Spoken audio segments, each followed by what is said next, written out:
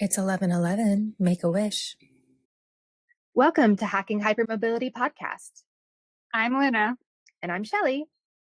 And we're two bendy mamas hacking hypermobility. Hi, welcome back to Zebra News on the Hacking Hypermobility Podcast.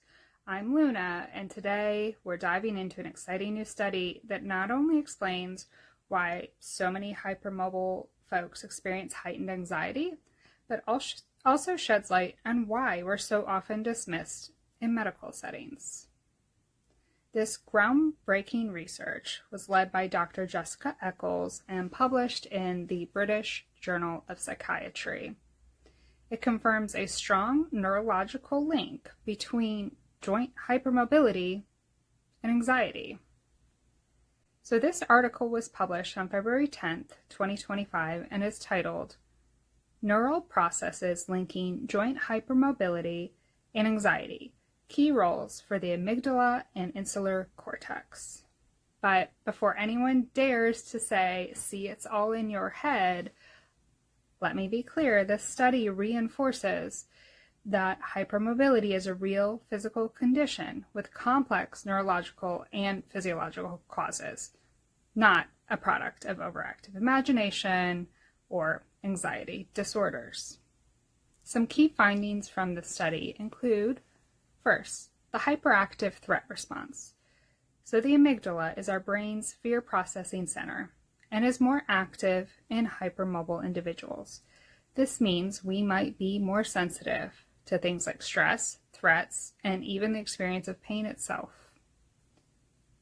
Heightened bodily awareness. So the insular cortex, which helps interpret internal bodily sensations, is also overactive. This could explain why so many of us experience symptoms like palpitations, dizziness, or pain, to name a few, even more intensely, and why dismissing these sensations as just anxiety is both inaccurate and harmful. 4 times higher anxiety risk. People with hypermobility are 4 times more likely to experience anxiety than the general population. Not because we're inherently more anxious, but because our nervous systems are literally wired differently.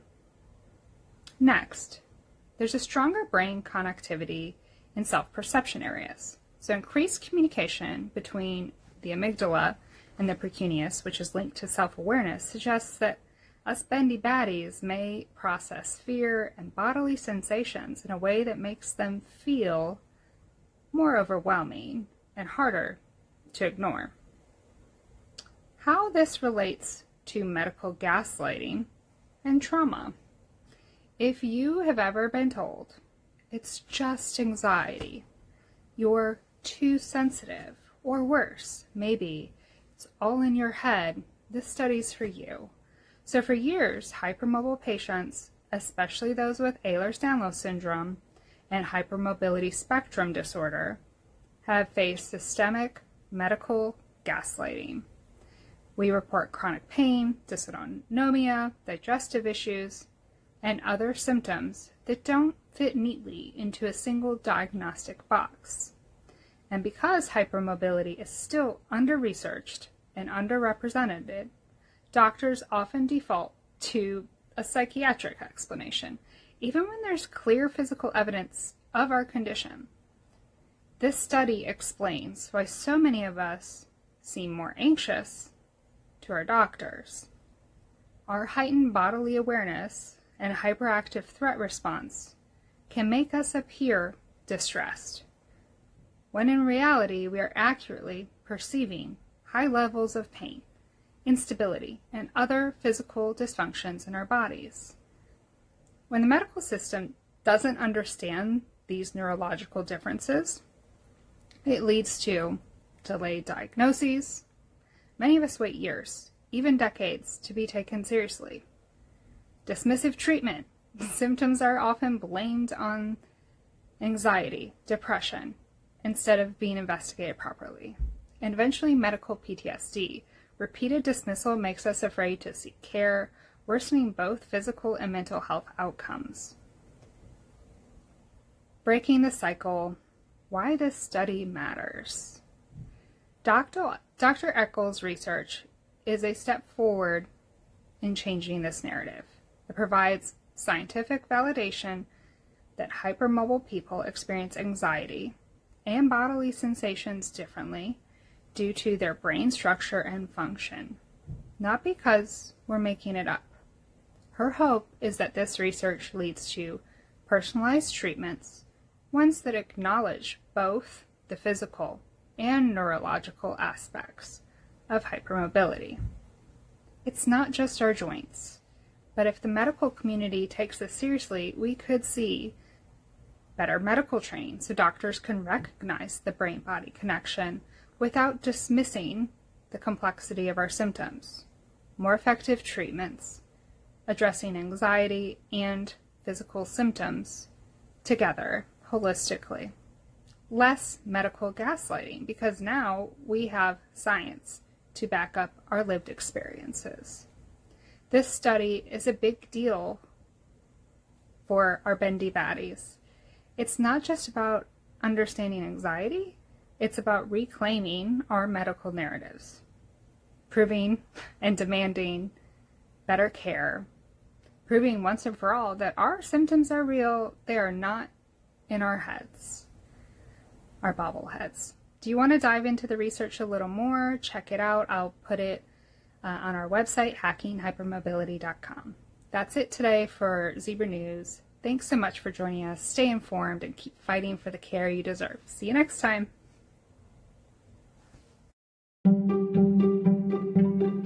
Okay, so here's my question. Yes, here's my answer. I feel really good. Excellent. I've been doing stuff.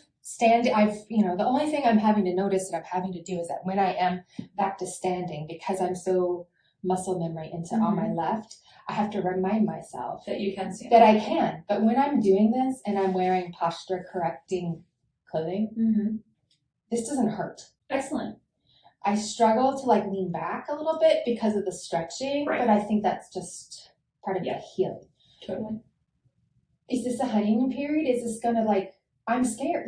I feel so good. I'm did this actually work? I think. Do I think it's gonna be perfect the whole way? No. Right. But do I think we're gonna create a bunch of issues because we feel good now? No. I don't think that either. Okay. So I wouldn't call it a honeymoon phase. Okay. You know what I mean? Yeah. But I also wouldn't say that it's gonna be this great the whole time. Right. You know what I mean? Right. That's fair. Welcome back to Let Hope I'm Alive. This week is different than what I had planned because, as I mentioned in the second episode, B, Bottoms Up, I'm very stimuli driven. And this week, I have a lot of stimuli. So I've decided to do this week's theme to be D. D is for dysplasia. Dysplasia, it's rooted in Greek. Greek? Yes. And anyway, the whole reason why I'm going through the alphabet here is because last year, or 2 years ago now, I did an A to Z series, the ADHD alphabet, and I just talked about different things people might not know about that relate to neurodivergence, and I went through the alphabet. And so because I need some type of stimulus in order to be creative, when it came to this season, I opted to use the alphabet theme and kind of refer back to the letters that I had used for the ADHD alphabet, but also the ones that work well along with this story, but then where they don't, I'm going to add in new ones. So while dysfunction, executive would work for this week, I'm going to go ahead and switch it up to dysplasia. Now, next episode that's focused on a letter is going to be E. And right now I'm planning for it to be executive dysfunction, but it might change based on whatever happens then, because that's just how I roll. Now, hip dysplasia, what is it? Well, hip dysplasia is an abnormality in the hip joint, and it's where the socket portion doesn't fully cover the ball portion, like this. What that causes is an increased risk for you to dislocate your hips. In fact, my little sister was born with one of her hips dislocated. And I don't remember which one because I was 4 and I didn't really care because I was expecting a brother. I'm mostly over that now. But she had to wear a hip brace for many months. They would carry her around by it. So complications of having this issue is arthritis and low back pain, both of which I suffer from. And I'm just still super hypermobile everywhere. When I was diagnosed by Johns Hopkins in 2021, took my history, they ran through a diagnostic checklist, which I met the criteria for a clinical diagnosis of HEDS. They also ran an in vitro genetic connective tissue panel because they were concerned I might have some variant of the vascular form of Ehlers-Danlos because of my grandmother's history. But that came back negative. It didn't even, on their specific test, I didn't have anything that they thought was wonky, so they diagnosed me with HEDS. I accepted that. I mean, I meet the criteria and it answers so many questions, right? But because I'm nosy and because I wanted to get my youngest kiddo's full diagnostic info done, basically a connective tissue panel, because getting them in to see Hopkins was going to be a no-go, because shortly after I was seen at Hopkins, virtually by the way, because it was during the pandy, they stopped accepting HEDS patients. That's to my knowledge. I haven't followed up on that, but one of my friends here locally was trying to get in up at the clinic there and they wouldn't take her. Now, I don't even really deal with the clinic up there anymore, though, because once they diagnosed me, they were kind of like, yeah, you've got this, but it's not so bad that, you need to be a regular up here. So then I'm like, okay, cool. Meanwhile, all my doctors that I were seeing were like, yo, you got this thing. We don't want to be your doctor anymore. So that sucked. So anyway, if you didn't know this, and we've mentioned this in previous episodes, there are many subtypes of Ehlers-Danlos syndrome. And the one that I propose that I actually have is aEDS. If you don't know what aEDS is, it's arthrochalasia Ehlers-Danlos syndrome. And like the others, it's a heritable connective tissue disorder that causes congenital bilateral hip dislocation, generalized joint hypermobility, and joint instability. Then it says, and this is from the Ehlers-Danlos Society website, the US one. Then it says, aEDS is an ultra-rare disorder that affects less than 1 in 1 million people. As we know with HEDS, it's rare, but how rare is it, right? Here's why I think I have this flavor of EDS. According to the EDS Society website, these are the signs and symptoms. The major key signs and symptoms being the congenital bilateral hip dislocation, generalized joint hypermobility, and recurrent joint dislocations and subluxations.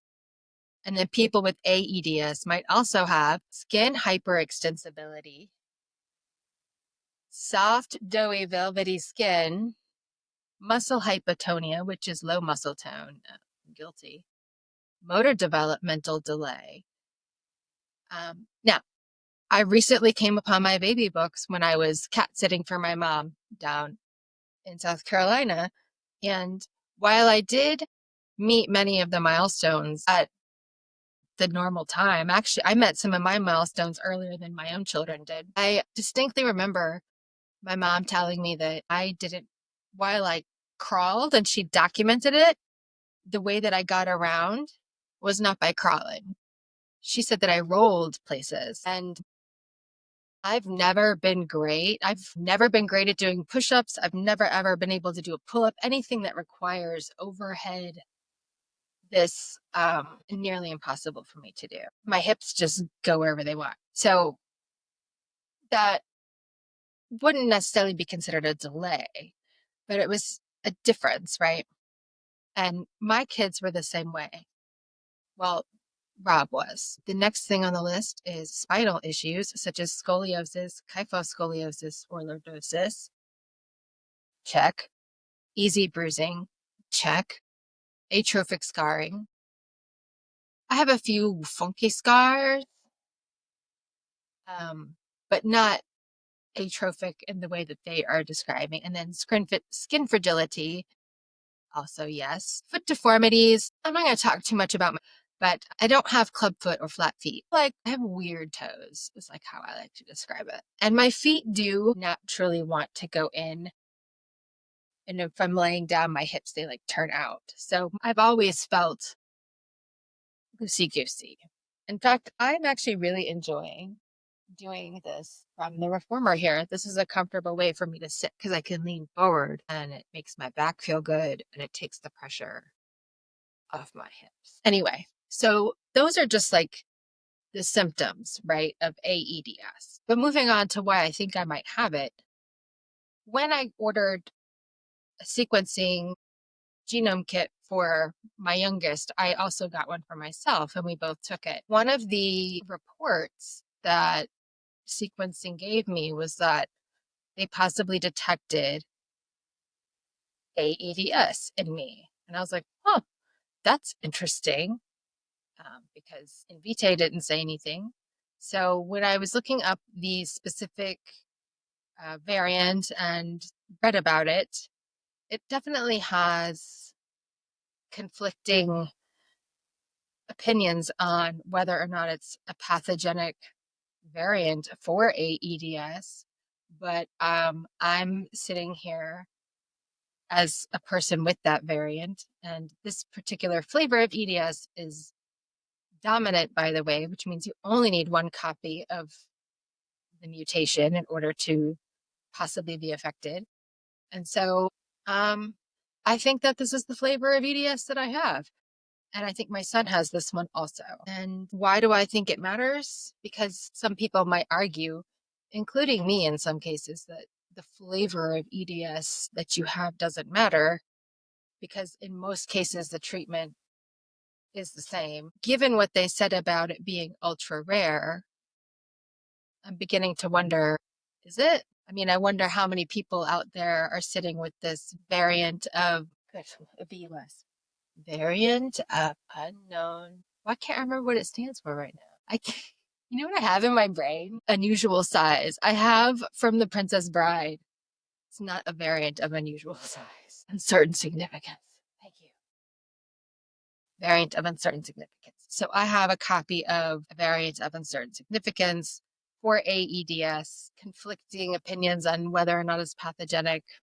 Again, I meet a lot of the criteria. Another reason why I wanted to switch gears this week and talk about hip dysplasia is because I'm going to be getting the surgery that I just had on my right hip on my left hip. And I think the reason why it was inevitable is because of hip dysplasia. I've never been officially diagnosed with it, but I have never, sometimes when I wake up in the morning, it would feel like I needed to Legos or anything that clicks into something else, right? It would just be a little bit off. And so I would lie down on my back, draw my knee up, and just kind of get just right and kind of shimmy. And you would hear a little, and I'd do it on the other side. And when I would stand up, I felt better. And so that to me tells me that there's something a little off with the connection there in my hips. So yeah, that's why I think PT and that wouldn't work to fix my pain related to the tear, because my hip likes to move out of there when it wants to. And with the tear, it was just going to keep putting pressure, right? I think that's what it is. And so people who don't have hip dysplasia, this is a theory, not a doctor, just an armchair, everything, I guess, at this point. That surgery helps my extra stretchy tendons and loosey-goosey joint situation kind of shored that up a little bit. Just hit it now. Oh, and we can steer it. Yeah. Anyway. Yes, we love her.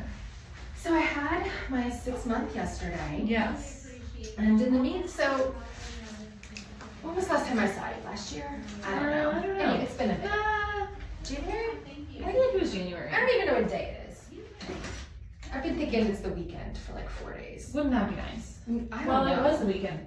Wait, today's Tuesday. Is it? I don't know. Okay. I saw you January 30th. Okay, so Yes. it's been almost 2 months. Yes. So they're like, go do stuff. And I'm like, I can't. Like within, Got it. right. Yeah. That, like I had been cleared to fully do everything. Right. And so I have been, and just like with the right side, slowly, this left side has been unbearable. Yeah. But only not if I sit and rest and do nothing. It's like doing stuff. Right. So like the reason why I got the surgery on this was because I couldn't do stuff. Because we wanted to do stuff. And so, but the pain is, so I do get it some in the front here, but it's more here. Okay. And if you read my imaging, Yeah. it talks about I have major issue between L5 and S1s causing mass effect on this. So I do have lumbar issues. But I Gotcha. also have a tear in Gotcha. my labrum and some other small teeny tears. Mm-hmm. And I guess because I didn't look to see if 2 different people analyzed the hips, Oh, I see. the verbiage or whatever. Right. But like on my right hip, MRI was like, oh, it's a huge ass tear. And then on the left, I had like more findings. But when Smaller? when they mentioned the tear, it made it seem a little less significant. Like not as, it's like, here's all these things. Gotcha. And so when I was talking to Dr. Petrie yesterday, like he came in and he's like, how's this? And I was like, this is, you know, it still clicks here and there. And I don't, the clicks are different. Like they're different sounding. Mm-hmm. But then I think we talked and we think that's my IT and maybe not my. Yeah. Anyway, so. Because it was more clicky, less clunky. Clicky, not clunky, correct. Yeah, I feel like before it was more clunky. It was like deeper. Yeah. And so, anyway, I was explaining to him, I was like, you know, the tear is smaller, and so, you know, and he was like, if it's hurting you, he's like, the remedy's the same. Right. Like the report, I mean, and that can be said of any imaging that we ever get, of like, the imaging can say how something is however big, however small, however significant. Right. That doesn't always correlate with how we're feeling, what we're able to do. Like you could say the same thing in the opposite way, where people could have like, it happens a lot with the low back, right? Of like this disc herniation and all these things, and people are like, oh my gosh, that sounds so bad. Well, But mine then are, they feel fine. And so it's like, see, mine are terrible right now, and I feel awful. And people are like, how are you still moving around? I'm like, because this is my whole life. right. I have never not felt some form of discomfort. Yeah. So to me, it's like, that's just, I thought that's how bodies were Yeah. until someone told me that's not how they were. Yeah. There's not always this one-to-one correlation of like finding and feeling. But correct. And so that's why he was like, well, the remedy's the same. Right. Yeah. Surgical repair. Yeah. And he's like, I'm going to tell you, 60% feel better with PT. He's like, kind of feel like you're not in that group. Right. Kind of feel like we've been through it on the Yeah. side. And that's why I just jumped straight to, because I had done this. I Yeah. was like, okay, And we recovered pretty well from that first one. correct. Now, here's the other exciting Oh boy. addition. Uh-huh. On Thursday, I'm gonna get some imaging on this bitch. Uh-huh. Because this one's not good. No? No, it's I actually almost yesterday taped it to immobilize myself. Because reaching, I can't, like when I reach up, out, I can't sleep on this side, not whatever. I mean, we have issues with some, I have even with my pillow creation. Fort. Can't. Does it subluxe a lot? I mean, this is, remember when I was doing this? Uh-huh. I remember. Yeah. I mean, this, Right. just kidding. So I was like, my pain guy was like, let's get some, I've had imaging on, I was like, let's go around the clock. Right. And so Petrie does shoulders also. Right. And he's like, you know, message me after you get the imaging, I'll look at it, we'll make an appointment, see what's up, and then we'll decide which one we do first. He's like, now, you need to use crutches for your hip. Right. So, but I'm leaning toward, we're not doing anything, should we do something? Yeah, what do you want to do? I don't know. Can you rub this? Yeah. I don't want to be like rub my ass, but could you rub my ass? I mean, I've been seeing you a while. I was letting you Process everything. well talk enough so that I could figure out what our plan of attack was for today. Yeah. Okay, so I don't really want to work this today. I want to let this guy hang out. No, let's work So I assume on my bed. on your stomach. That's what I meant. As you were going on to your stomach. Right? I know words. Yeah. So my preference would be to do the shoulder first, Yeah.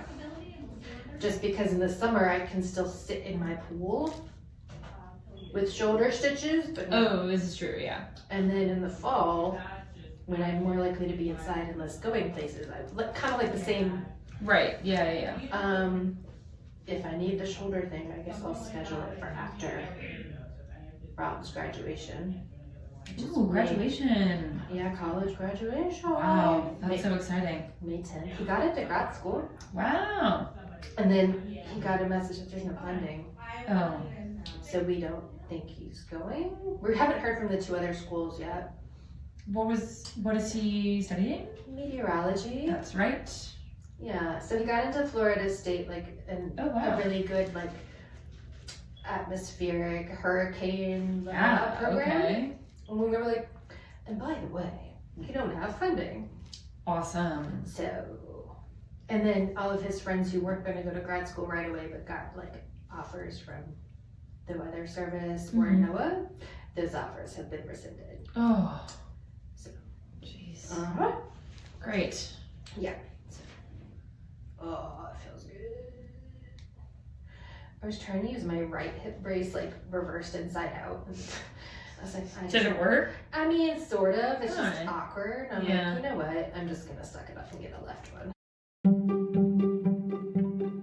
And I think that's why when I had that follow up and talked to the doctor, and he was like, looked at the MRI of my left hip, and he's like, you have a tear, you have these things. I for some reason thought that it wasn't as big of a deal, because the way the report was written, I was given the impression that the tear was smaller. But in the context of what I just learned about hip dysplasia and then what my surgeon told me, the remedy is the same regardless of the size of the tear. If I'm having pain and my hip is loosey-goosey and putting pressure on where the tear is, and you might say, oh, well, just don't stand so much. Well, the problem is when you have like L5 through S1 problems, like sitting hurts. I can't lie down all the time. And the way I really want to lie down is either upside down or on my stomach.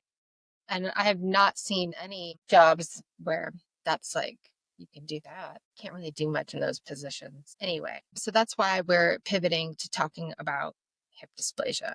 Now, would you like to see all of the different little goodies that I used while I was in pain, rehabbing, and then before and after surgery? So this guy here, this is for your SI joint.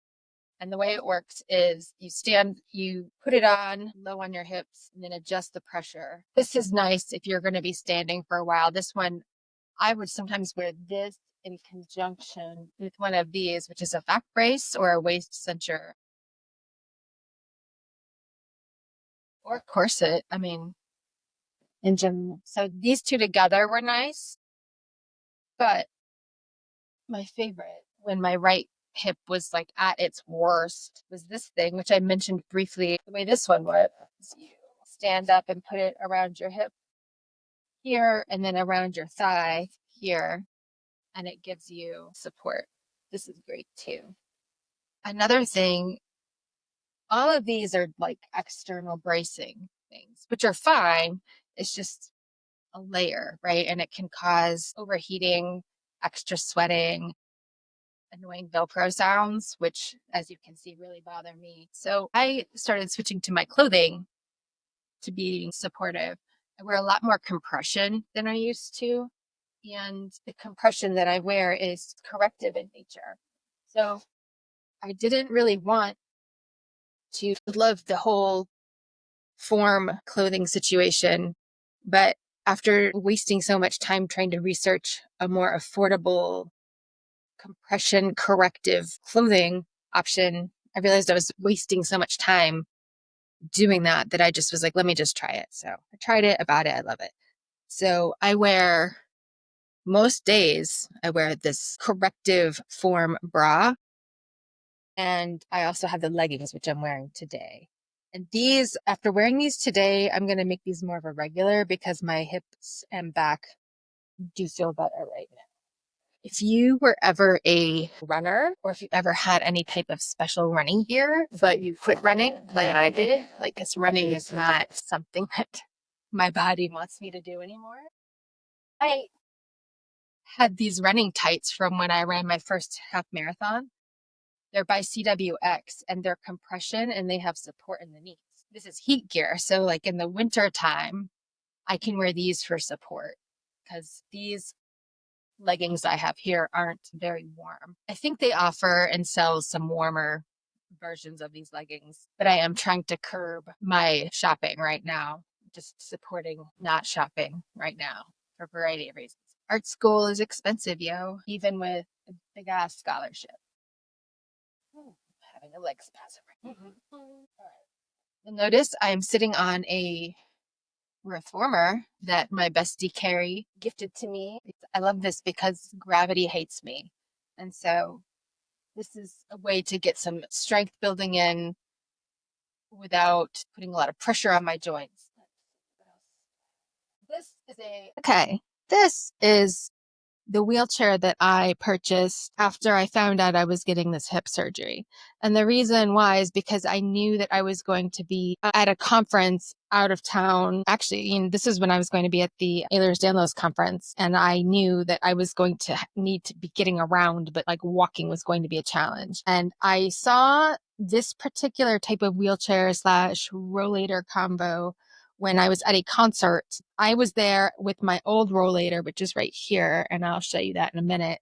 But what I like about this one is it's a little heftier. Anyway, it's a little heftier, and it is a wheelchair right now. Feet store inside of there so that you can convert it very quickly to a wheelchair from a rollator, because if you go like this and turn it around this way, now it's a rollator, right? I have it lowered right now I'm much taller, so these raise up pretty high actually. I'm not going to do it now because my hands aren't.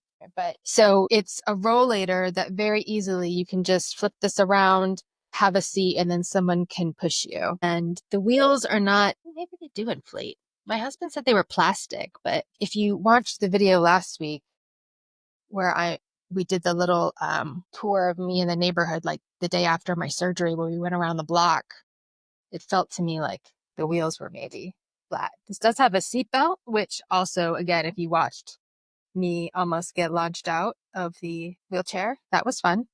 So this was super handy, and as I now know, it's going to be handy again. Another thing that is helpful and was helpful before, during, and after the surgery is this right here. This is just what do they call this? Like a dip bar. I have two of them. One of them is here. The other one lives outside by the hot tub, which is another great therapeutic tool that I'm going to probably get in later today. But this was nice. I keep it here actually to kind of remind me not to hip check the end of the reformer here, which has some things on it right now. But because I would run into that all of the time, and I was really, really tired of getting bruised like on my upper thigh. So, but this is also handy for getting up and out of bed. I put this next to my bed.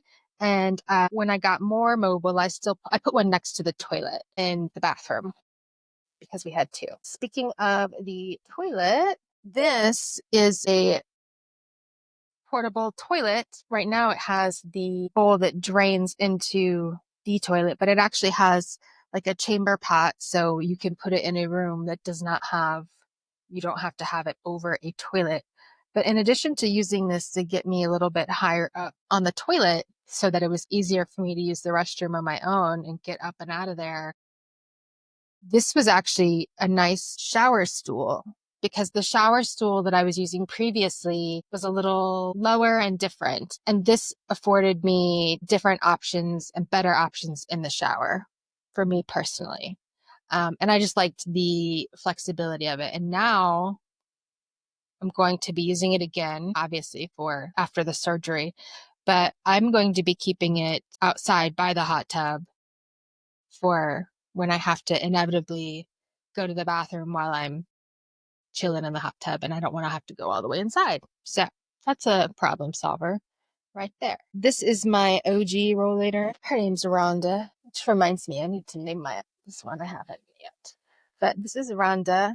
She's the OG rollator and she's lowered too. She doesn't go as high as this one does. That's the one complaint I have about some of these devices is that I have really long arms. I'm leggy and my arms are long. If you want to see examples of this, a lot of my different features, my skin features that meet Beighton criteria, go to season 1, episode 5. I think it's episode 5. Luna and I both share images and videos of our actual bodies that meet the criteria. Anyway, I find that even though my hands can reach when it's on the highest setting for the tall person, it still hurts my back because I have a very short torso. And so someone who is more proportional, who has a regular sized torso and isn't, all legs, I have to bend over a little bit to make that comfortable for me to walk. And so I think that's why I T-Rex also, because having them down it's like a weird center of balance. Who knows what it is, but that's always been my biggest complaint with some of these things. Is they don't consider that some people are not as proportional. Now, I probably could have found a specialized one for, I don't know how much money, but this one was pretty affordable. I think I got it from, an evil internet retailer for about $80, I think, maybe a little less. And this one was about $220, I believe. One more thing I want to show you related to these. The hip is this guy right here. This is a specialized leg hip. I mean, you could probably customize it to work anywhere. But it's marketed as a heating pad for your hip, either side. And what's nice about it is it can go all the way, wrap it around, right? Either leg, you don't have to it's not specific. You have to buy one for the other. This hip brace that I mentioned earlier is specifically designed for your right hip. Now, in a pinch, I flipped it inside out and used it on my left hip. And because I'm bendy, I could attach it and stuff in the back. But if you don't have the ability to put your hands behind you and reach and adjust that thing, you're going to have to suck it up and buy a specific one for your left hip. You could also just keep wearing the compression. There are some taping options, but in all of my rock tape inserts, I didn't see any specialized hip taping. But I did find a video and we did try doing some hip taping before I had my first surgery. I have a walking stick. I think my cane is in my youngest's car because they were using it last. Those are all devices you're going to want to have on hand.